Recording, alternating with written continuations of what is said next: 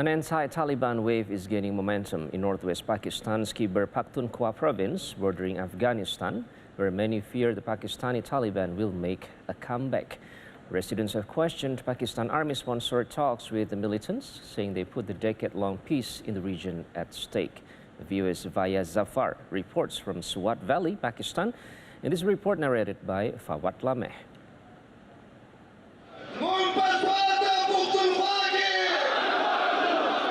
Locals gathered in Swat Valley, a former stronghold of the Pakistani Taliban, are protesting extremism and rallying for peace in Khyber Pakhtunkhwa province, which borders Taliban-controlled Afghanistan. The peace rallies began across the province of 40 million people when militants belonging to Tehreek-e-Taliban Pakistan, commonly known as the Pakistani Taliban, reappeared in the tribal districts of Waziristan and Khyber and in the Swat Valley in northwest Pakistan.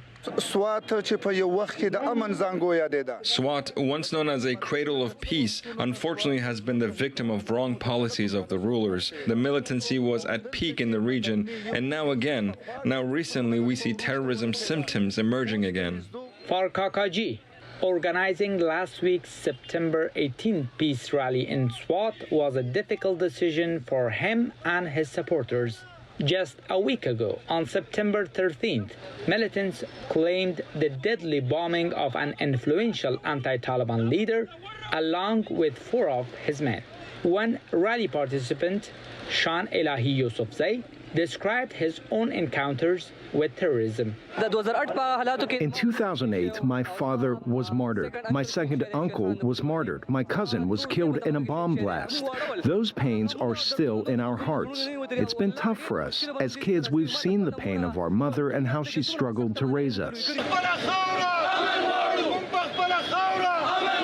Yusufzai opposes compromising on peace in the region, referring to the controversial military-sponsored negotiations with the Pakistani Taliban in Kabul earlier this year. Barrister Saifullah Khan, spokesperson for the provincial government, led the last delegation of Pashtun elders in talks with the Pakistani Taliban in August in Kabul.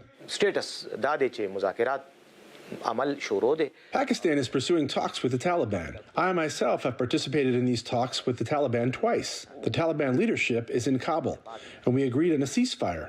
But unfortunately, the events in the last month in Swat, Waziristan, and Kurram had impacted the agreement. But no party, neither the Taliban nor the state, has announced an end to the process of negotiations. Tehreek-e-Insaf, the party of Pakistan's former Prime Minister Imran Khan, has been ruling Khyber Pakhtunkhwa for over 9 years. Opposition parties accuse the party of being soft on militancy. We saw these rallies and peace protests across the province after the Taliban appeared in all districts of the province. A member of the provincial assembly was attacked. He survived, but 4 other men were killed. Extortions, threatening calls, and target killings are the order of the day. The provincial government was silent on it, and we, the opposition, raised the voice in the assembly on the law and order situation in the province.